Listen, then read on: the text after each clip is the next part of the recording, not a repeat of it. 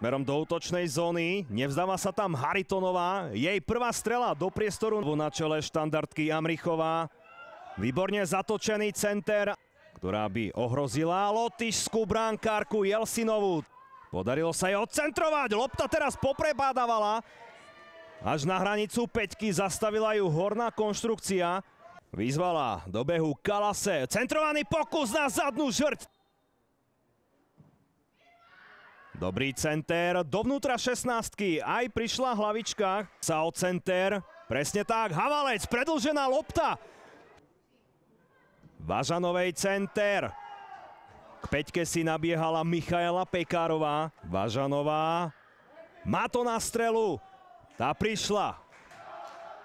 Lopta do predbrankového priestoru, Pekárova v peťke. Minúte. Vážanovej rohový kop, krásne na zadnú žrť a predsa sa naše dievčatá ujímajú vedenia. Udržala lotyšská brankárka a striedajúca. Kova však má kvalitné centre, ponúkla nám jeden z nich.